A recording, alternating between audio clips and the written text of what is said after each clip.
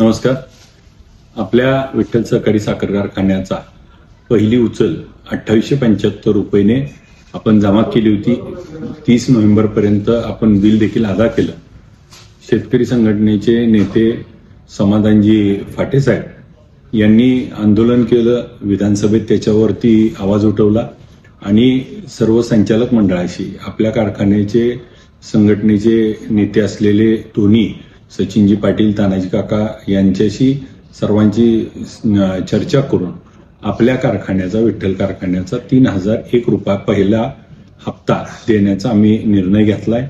मी विधानसभेच्या अधिवेशनात असल्यामुळं मला हा निर्णय घ्यायला उशीर लागला, परंतु 3001 रुपये आपण त्या ठिकाणी अदा करूया. याचबरोबर गेल्या हंगामामध्ये देखील आपण बघितलं असेल, पहिल्या हंगामात त्या ठिकाणी 2500 रुपये एका कारखान्याने जाहीर केला, आपण 2550 रुपये म्हणलो.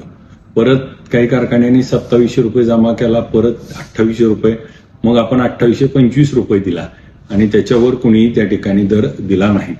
आपण बघितलं असेल, गेल्या हंगामात देखील 2800 रुपयाची उचल जाहीर झाल्यावर आपण 2803 रुपयाची पहिली उचल दिली.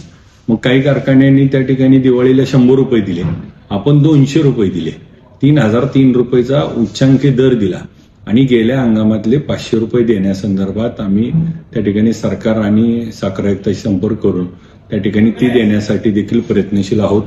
आज या निमित्तानं आपल्याला एवढं सांगू इच्छितो की ही जी चळवळ सुरू आहे, ह्या चळवळीला बळकटी देण्याच्या दृष्टीनं आम्ही त्या ठिकाणी सातत्यानं पाठपुरावा करू.